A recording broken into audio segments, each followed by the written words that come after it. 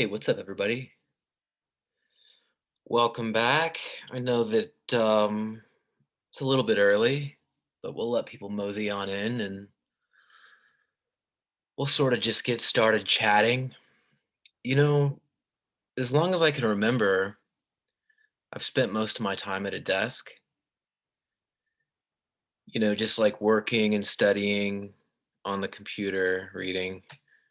But if you had told me 10 years ago that I would be teaching college classes, but from a chair, looking at the computer, talking to the monitor, I would have been surprised. I mean, online classes, it's not a new concept,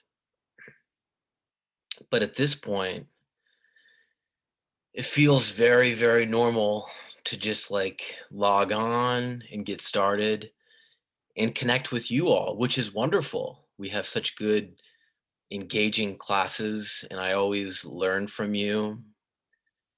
It's just I never thought it would turn out this way, but it looks like we'll be back in the classroom before long. And whether this is something we put behind us, who knows? I imagine that higher education will probably continue to change, and online learning will probably be more of a component since it does include more people, and I think theoretically it creates more opportunities for learning. But it's very strange times, and to be with you all and connecting in this way, it's a new experience. It's something that I'm now accustomed to at this point. Welcome back, everyone. It's good to see all of you. Very happy to see you and very happy to say that spring break is almost upon us. I'm sure that many of you, if like me, you're feeling a little tired, are ready for a break and some rest and relaxation. Hopefully you can get outside, get some fresh air, maybe see family, enjoy yourselves. Certainly is in the cards for us. Um, my parents are actually going to visit my wife, Allison, and I around April 9th, which is my birthday. So we're very, very excited to see them. And they've been vaccinated. So we're very happy about that. And little update, Allison and I do know the sex of the baby, and we're really excited. And we also have been able to find out through tests that the baby's healthy and that all signs are good. We're just really excited. And as I'm sure you can imagine, we're just like waiting in anticipation. So spring is upon us and we're intent on resurrection. Feels good. If you have allergies like me, it's always a bit of a mixed bag. But how could we be anything but happy with where we are?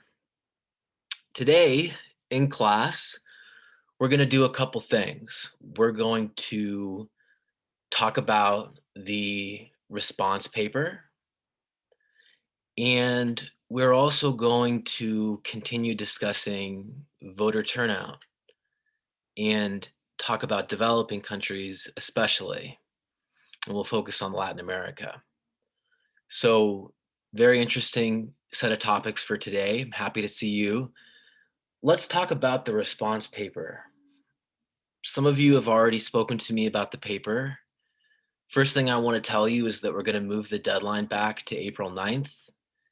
It was originally due on April 2nd, but I got to thinking that when you return from spring break, you'll probably need a moment to kick your feet under you. And I think it would be useful to have another week of readings under our feet before we turn that paper in. But this is the assignment, this is the prompt. Let me go ahead and read it to you, and then I want to discuss with you the different components that your paper must have. So the prompt is, in a paper of about 1,250 words, about 5 double-spaced pages, you will select 2 or more assigned readings and synthesize them by focusing on one issue, debate, or concept in them. This is not a summary. concentrate on one theme and make some type of argument or claim about that theme. For example, how and or why political behavior varies. Your paper should focus on some aspect of why or how citizens or parties behave as they do. You need not include all the readings, but you cannot just focus on one. So this is a response paper, and I want you to synthesize two or more of the assigned readings and do so by identifying some theme, some issue or some question, some debate, some concept, and then make an argument about it. Make some kind of claim, some analytical argument, some argument about how it affects behavior or how it relates to behavior of either citizens or parties. And I want you to think of this not as a summary, but as an exercise in kind of connecting and tying together different articles and doing so by identifying themes that they have in common and that you could relate them to sort of independently of the articles themselves. Excuse me. So your paper then needs to really do four things. First, you need to identify an overarching question, issue, debate, or concept. What interests you? You know, what is exciting to you? What stood out as you completed the assigned reading this semester? What do you keep going back to? What excites you about the topics in this class? Two, use two or more of the assigned readings to identify this question or issue or debate. I want you to use these readings as repositories for ideas and information and debates or concepts or issues that arise in this study of political behavior that we're engaged in. And these readings are so chock full of just useful information. Really, like they're very straightforward, and I did my best to pick out readings that connected and summarized the key themes that we're exploring. But even in doing that, they generate so many different insights, and they're so complex and nuanced, and there's so much in there that you can use the readings in a very creative and useful way. And so I want you to think of them in this way. And I want you to engage with the substance of the reading and synthesize them as you identify these questions or issues that you're engaging with. And then once you've done this, I want you to make an argument or a claim about that issue or that concept or that debate or that item, that theme. And this is an argument or a claim that you need to in turn defend and prove and support with evidence or some sort of supportive material or analysis that justifies your argument. And so you need to then use those readings and analyze those readings in a way that you can use to support your key claims. So I anticipate that you don't need to look outside of the readings to write this paper. One question that may come up is, you know, do you want us to draw on outside material? And the answer is no. I think that you can do this entirely with the material from the class. Now, with that being said, you might find it useful to do some background reading.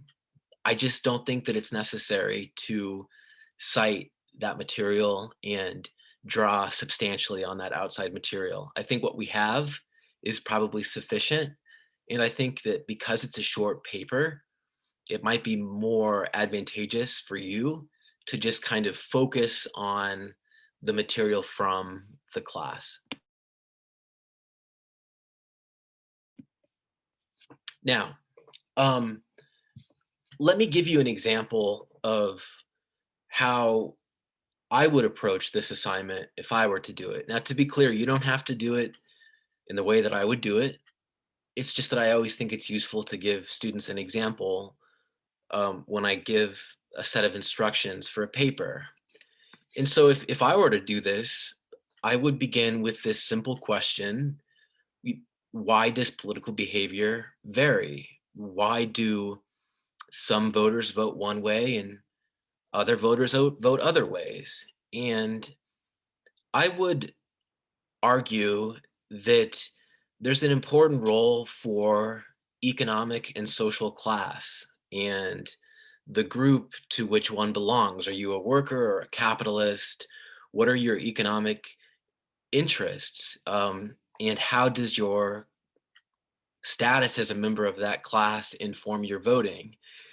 And I would be interested in developing this argument that class membership shapes voting behavior because I see a lot of evidence for that claim in the Balland and Robinson article and in the Taro and Tilley piece on social protest. And I would really define political behavior as including voting as well as protest and other non electoral behaviors. And my general argument would be that class membership determines vote choice. And this is an argument that hasn't been made in the reading that we've done. And there's not much of an emphasis on class or economic interests.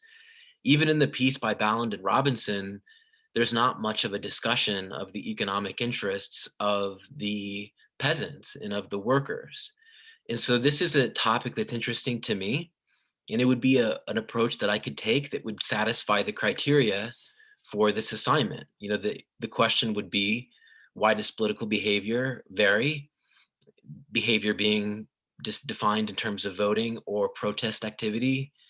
This second part would be the Balland Robinson article and the Taro and Tilley piece, maybe the Cayeros and Dios et al. Piece as well. The third component, my argument would be that class membership determines voting behavior or political behavior. And then fourth, I would support my argument, excuse me, with an analysis of the ideas from the Balland and Robinson article about the behavior of the peasants, and then with ideas from the Taro and Tilley piece about the behavior of people in social movements. And that would be my paper. And that would be a way to satisfy the criteria. And I would be identifying a theme, political behavior and variation, and changes in vote choice. And my argument would emphasize a factor that hasn't really been discussed. And my evidence would be that information from the articles that we've already read. And that would be my approach. Now, you can't do that. You can't take that same exact approach in your paper. You can't replicate my strategy, right, that I just gave you. But that's an example, and you could do something like that.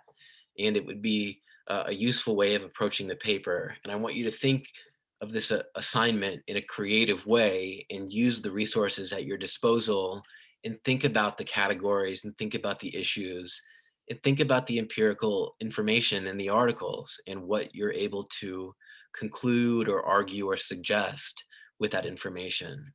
And so before we continue, does anyone have any comments or questions about this assignment?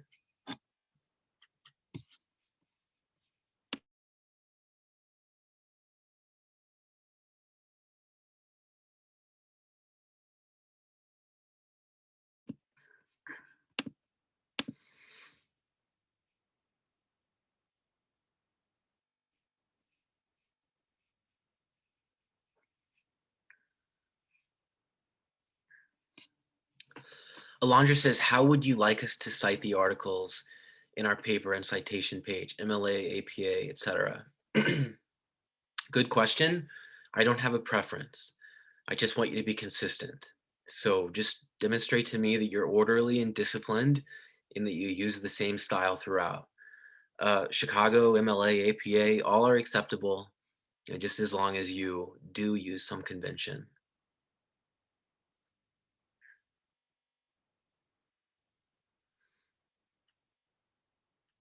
My objective with this paper, everyone, is to give you some breathing room and to give you the space to be creative and critical and analytical, um, and rigorous and systematic and insightful and all of these things, while still achieving certain objectives and still using the ideas that we've used in the class. And so I want you to think creatively, but also do your best to fulfill and satisfy all of these criteria. And I'm very confident that you all will do a great job and will learn from you in the process. Oscar says we need to use 2 or more of the readings, correct? Yes, 2 or more. No fewer than 2. You don't need to use all of them, just 2 or more.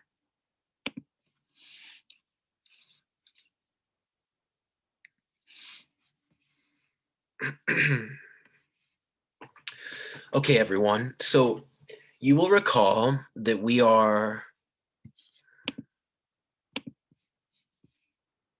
let me go back. Alondra asks, is there a max of pages you would like us to have? I know it's 2 to 3, but max 5? No, so it's about 5 exactly. So it's 1,250 words is about 5 double space pages exactly. So you should come in somewhere around there. I know that it won't be exactly that, but it should be in around there. Um, Obviously, it shouldn't be too long and it shouldn't be too short. I want you to just write a 5-page essay, more or less, double spaced.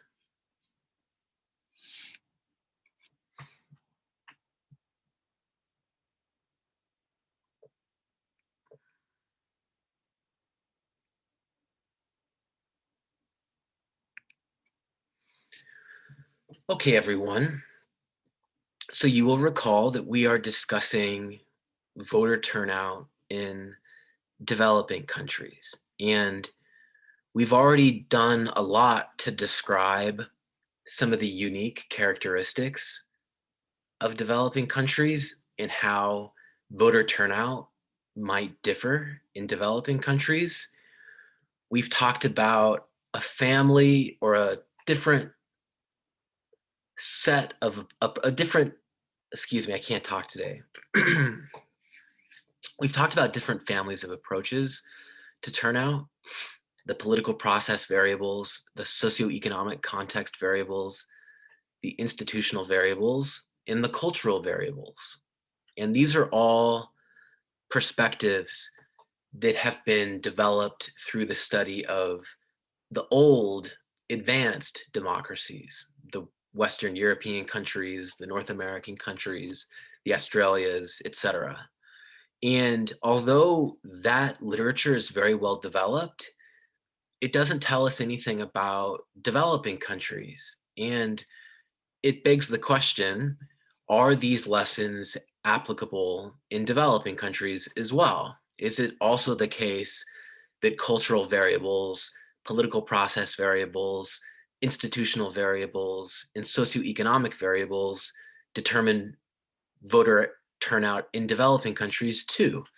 So we can study this question in a variety of ways.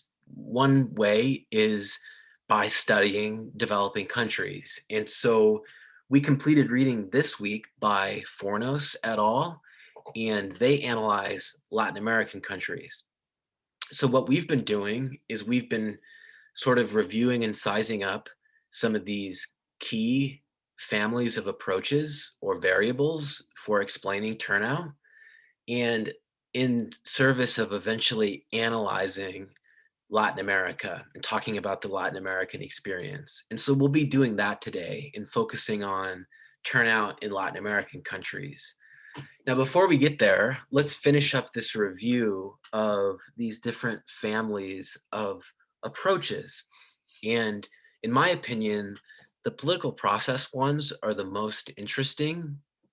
These are those variables that relate to aspects of the process, the electoral and political process surrounding the electoral contests. And one variable is the election salience.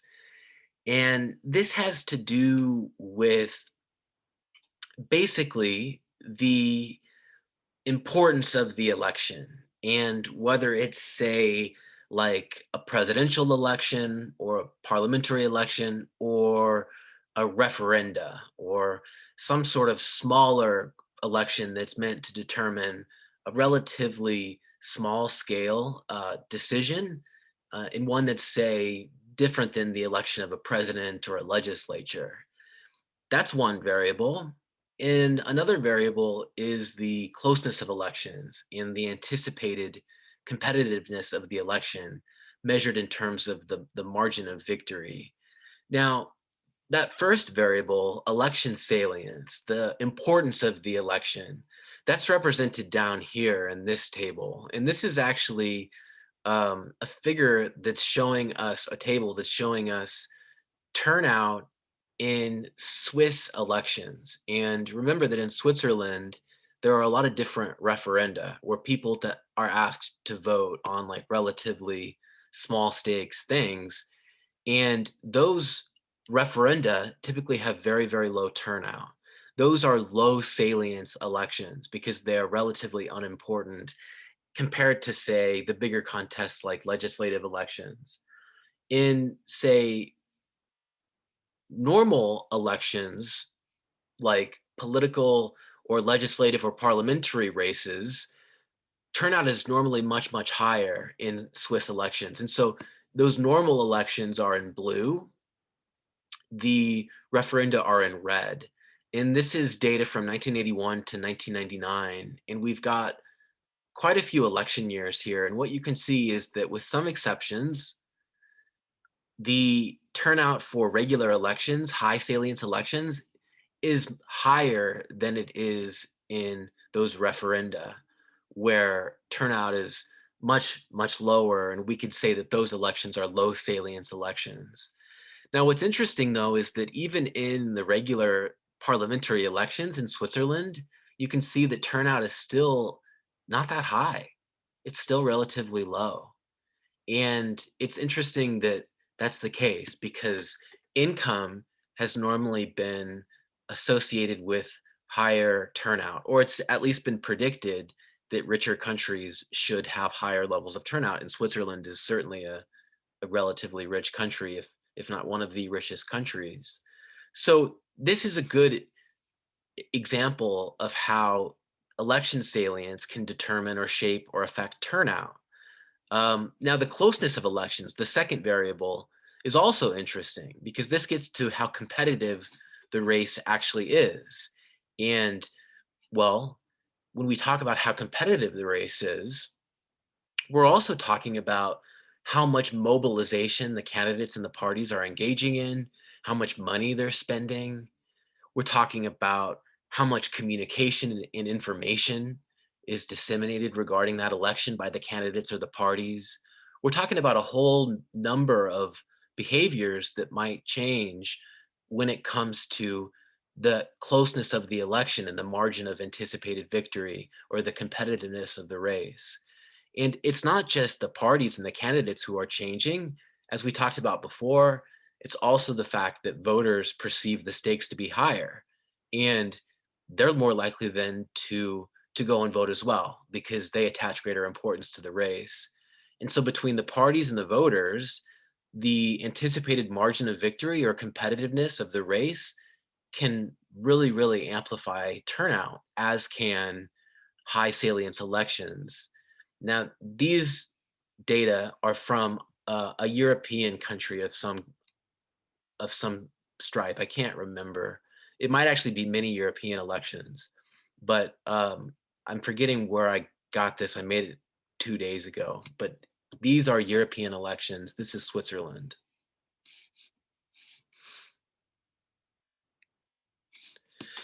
Now, we've reviewed these families of approaches. We've got these four different sets of perspectives. And again, the key question for us is, are the lessons learned in advanced democracies applicable in the new ones? Is there a role for cultural, institutional, political process, and socioeconomic variables in the new democracies? And the Fornos article from this week looks to Latin America and analyzes electoral behavior in Latin America. And I think the best way for us to engage with this is to begin with a simple question, which is what makes Latin America a good place to look? Why should we look at Latin America if we want to know if the lessons learned in the old democracies are applicable to the new ones? Any thoughts?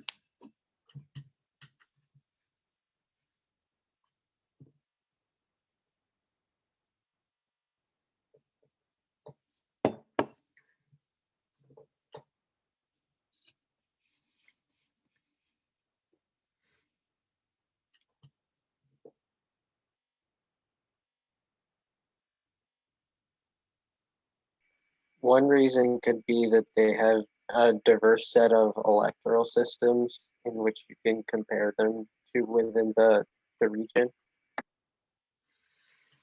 Okay, so there could be a lot of institutional diversity. We already have reason to suspect that turnout has an institutional component, right? Since unicameralism seems to promote turnout, since proportional representation seems to promote turnout. Absolutely. What else? What else makes Latin America a good place to look besides institutional diversity from country to country with regard to the electoral system and the constitutional framework?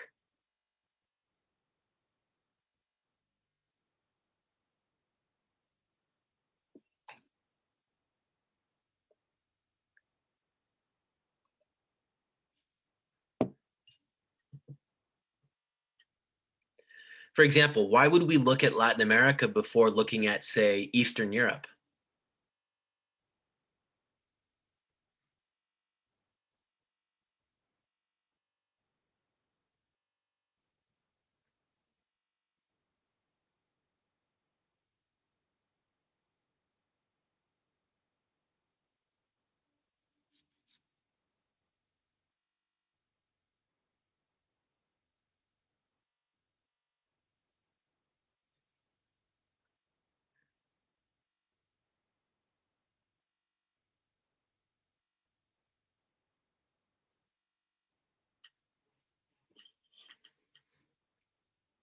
So there certainly is institutional diversity. What else?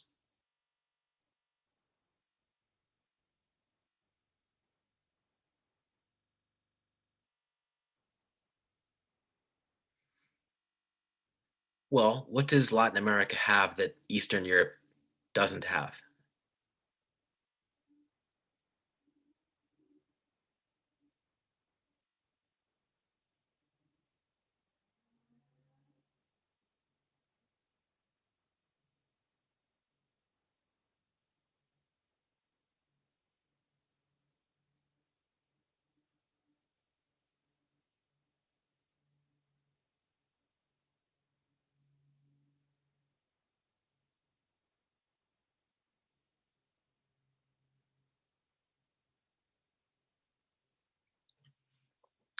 Remember when we talked about what makes voters in new democracies different? Voters in new democracies, do they have more or less election experience?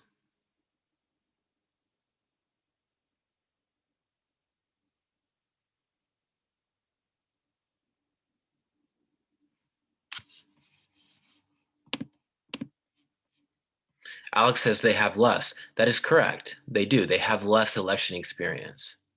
As says Edith, correct. They are new to democracy.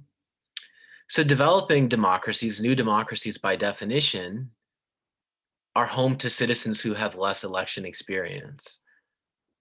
Now, when it comes to the developing world or new democracies, some new democracies have more election experience than others.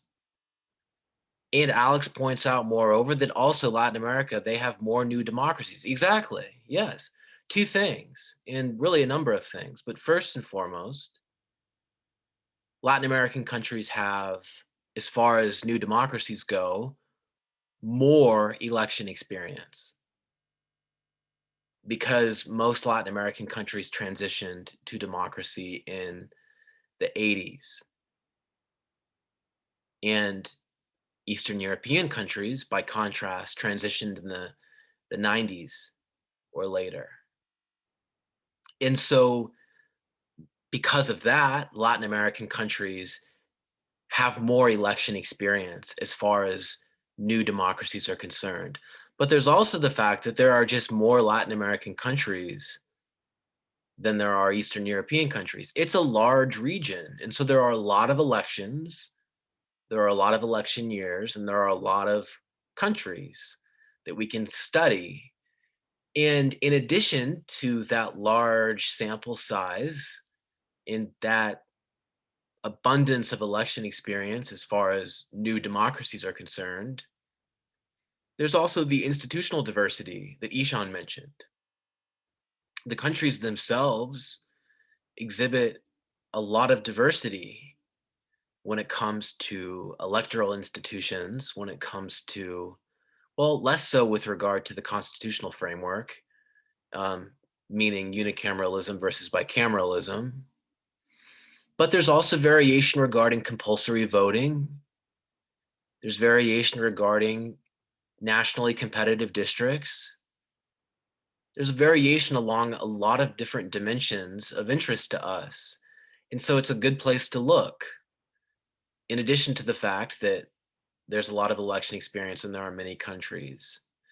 Now, there's even one more variable and one more reason that the authors discuss, although I'm more skeptical of this justification. And that other reason, that other variable, is the fact that Latin American countries tend to hold constant the cultural dimension. The authors suggest that because 18 Latin American countries share a historical legacy with Portuguese or Spanish colonizers, that these countries have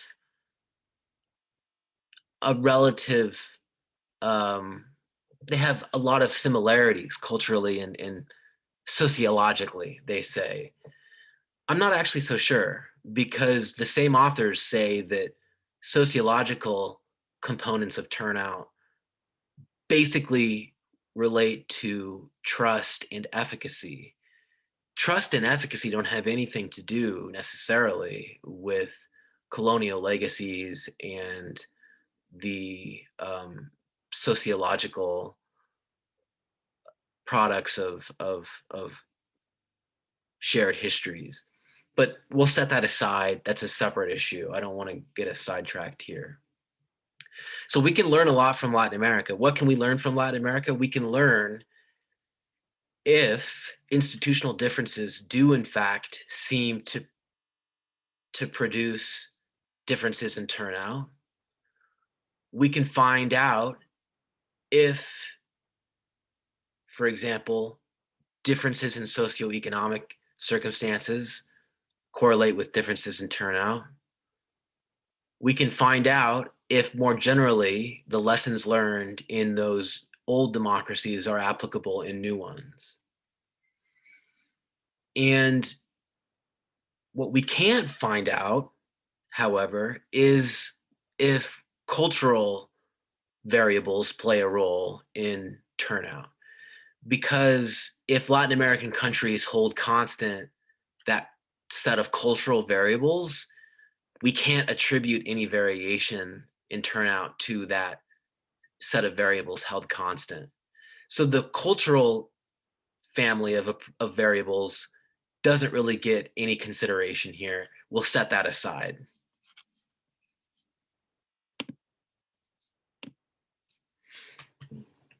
Now, I told you that Latin America is highly useful in a study like this because, as far as new democracies go, Latin American countries have more election experience. They have more elections under their belt than do, say, the Eastern European countries, the African countries.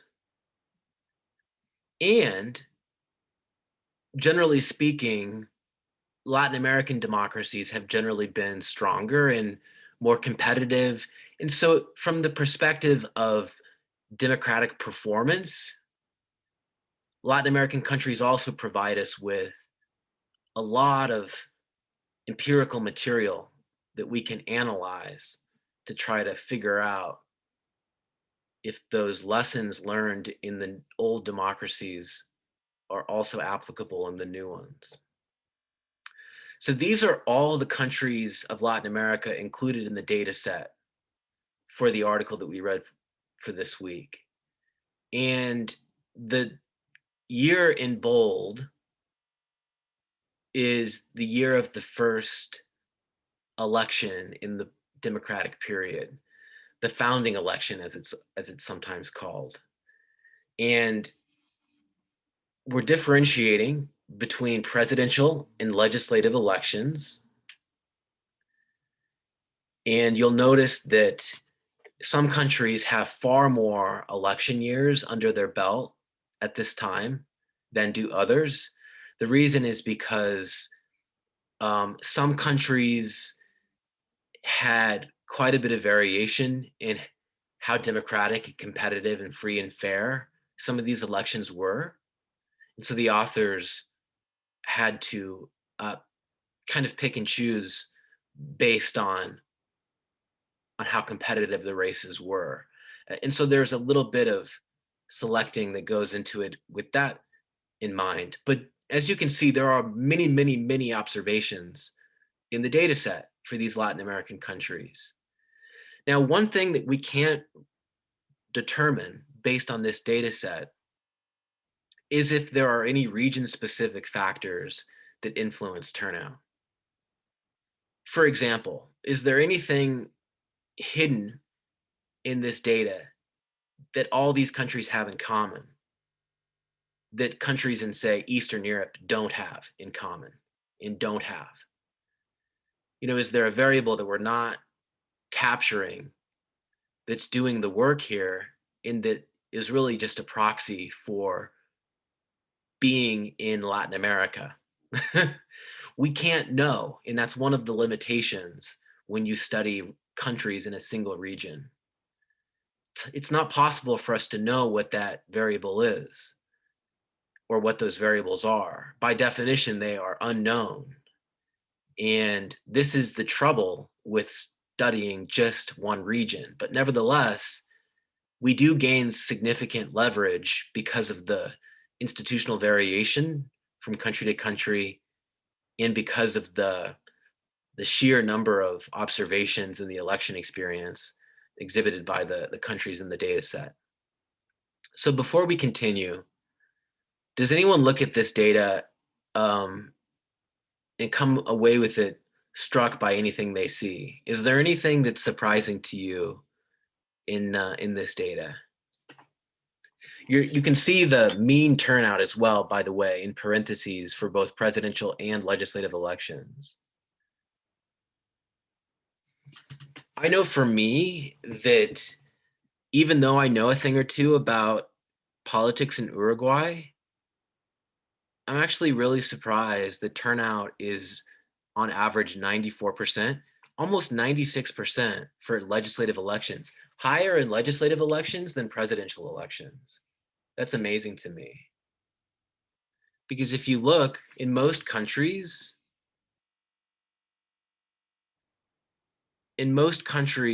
turnout for presidential elections is higher than turnout for legislative elections. And so that seems anomalous already.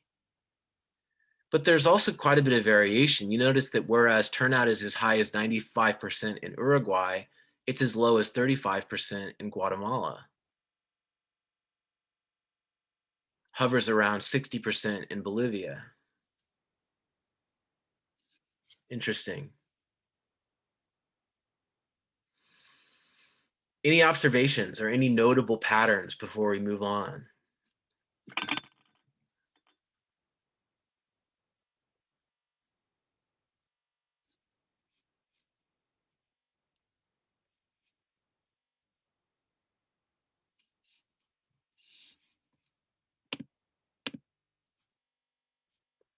Yeah, the Uruguay turnout is really striking, isn't it?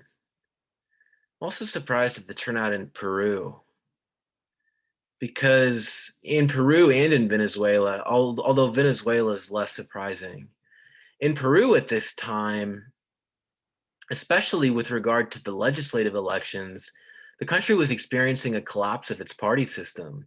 All of the system sustaining political parties in Peru at this time were hemorrhaging supporters, and voters were abandoning them wholesale in voting for small third and alternative and provincial parties that sprang up on the margins. And so, despite that wholesale abandonment of the traditional parties, Peruvian voters continued to vote in relatively high numbers, 63 percent.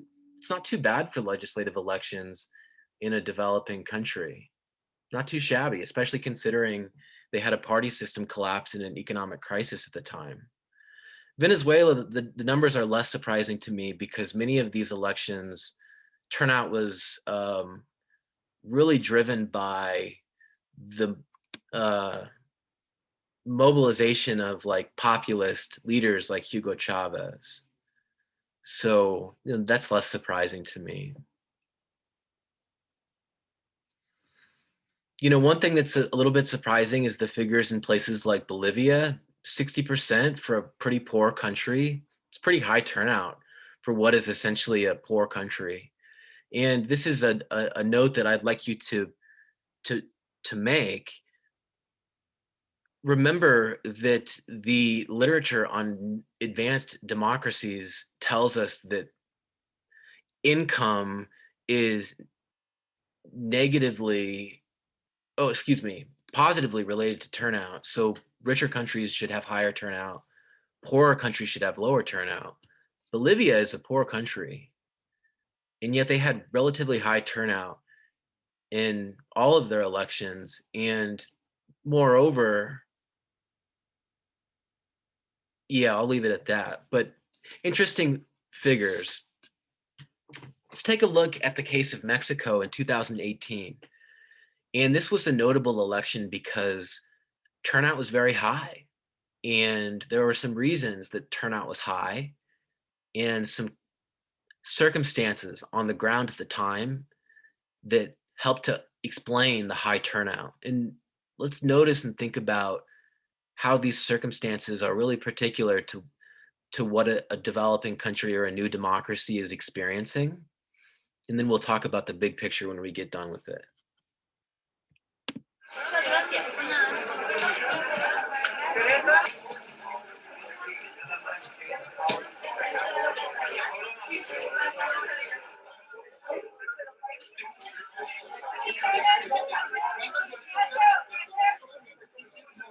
Presidenta May, presidente y senador de representación. Creo va a haber muchísima más participación. Tenemos un México más despierto, y pienso que muchos van a acudir hoy a votar. Por el número de elecciones de votantes y de candidatos que va a haber, porque es trascendental un cambio en el país.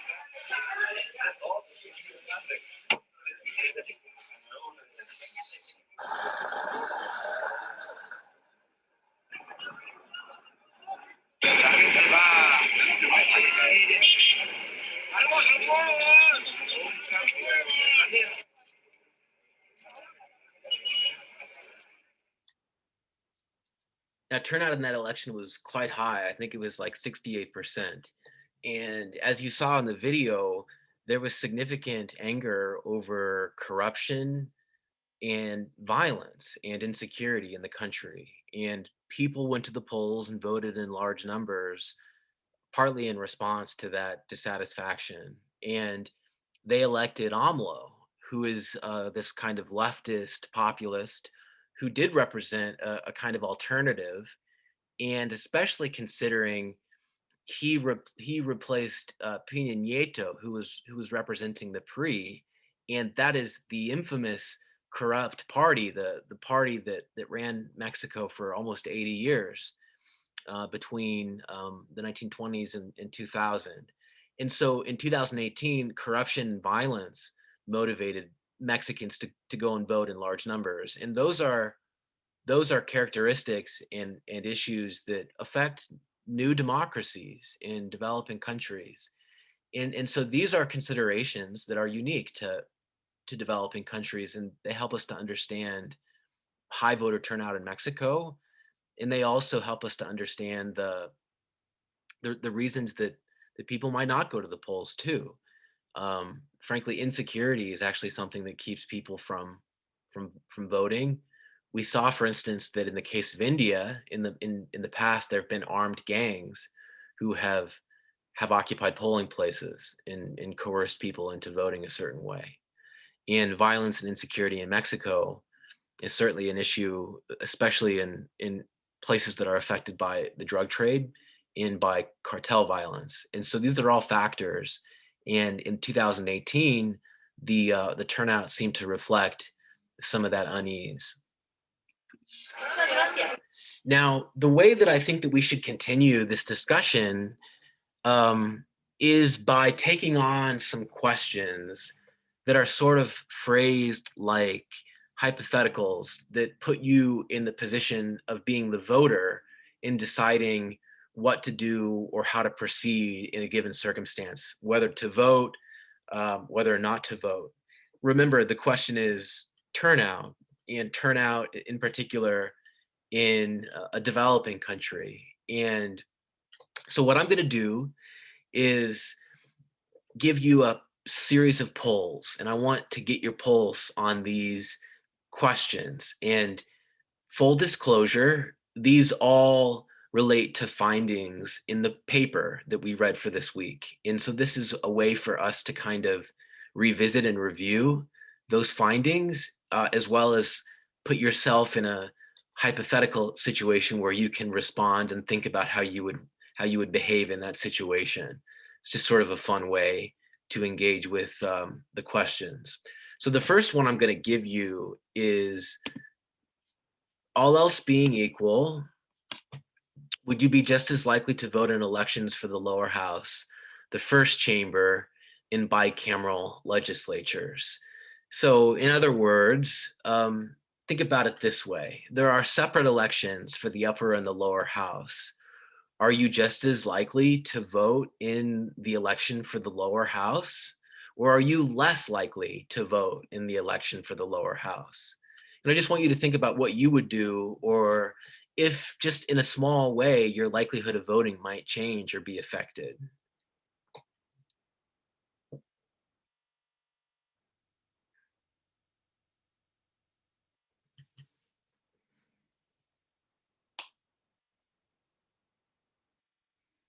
See, this is really interesting because, like, although we can't rerun an election, we can definitely get your pulse and try to feel out how we would respond in this kind of a situation. And I'm already, persuaded based on what I see that the finding in the article is correct. And I'll explain and I'll show you what I mean in a moment. Got a few more of you still out yet?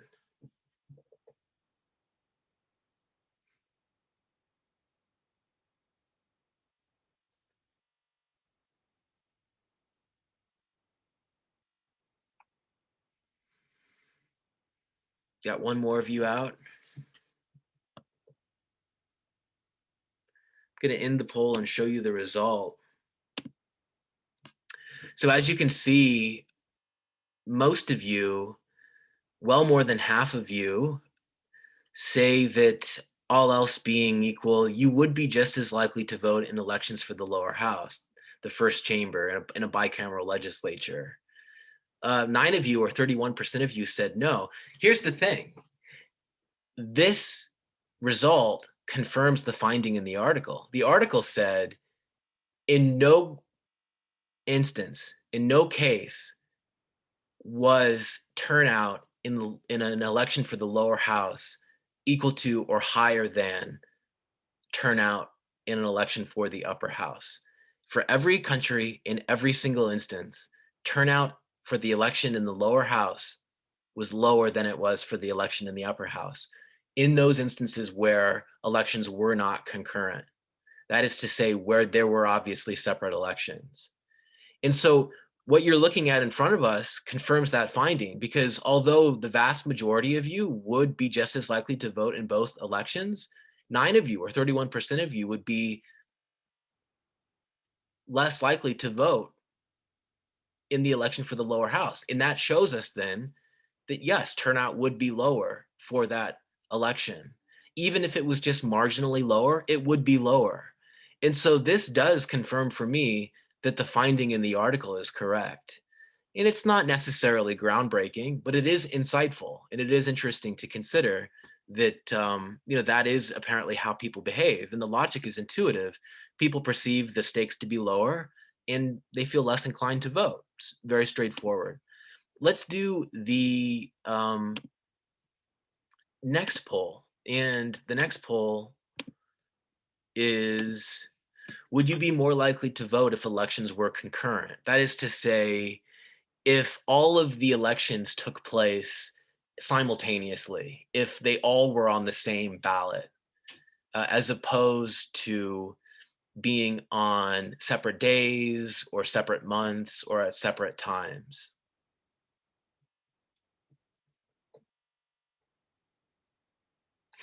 I don't know if I asked the question right. I'm not surprised at the result.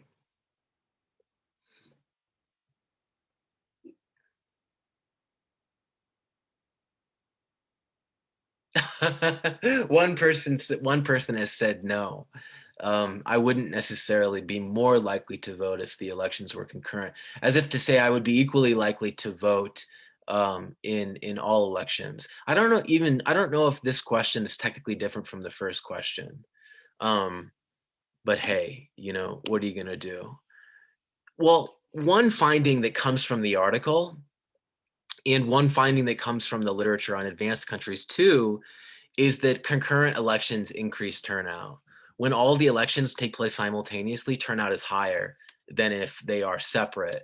And that's very intuitive as well. You make it easier for people to vote, and you increase the stakes, you increase the motivation, you increase the information and the mobilization by candidates and parties. And all in all, you get more turnout. Listen, everyone, I just want to ask one more question because I really, really want to know. And you're still here, and so just tell me real quick: would you be more likely to vote if voting was mandatory, or would you not? Just let us know. It's a very interesting question. Wow, so many of you would be more likely to vote. Virtually all of you would be more likely to vote. Well, this is another finding that we get from the article. Turnout is higher where voting is mandatory. PR also seems to promote turnout, but on the other hand, income does not appear to be related to turnout. Richer countries don't vote at higher rates, and there also appears to be less of a role for the number of parties. But this is not the end of the debate, and I'm sure that there's much more analysis to be done. Listen, everybody, we're out of time and we've completed this. I'm so happy that you were here for this and that you were a part of it today. I hope that you have a lovely break and that you get some rest and that you relax. Enjoy yourselves. I'll see you on the other side.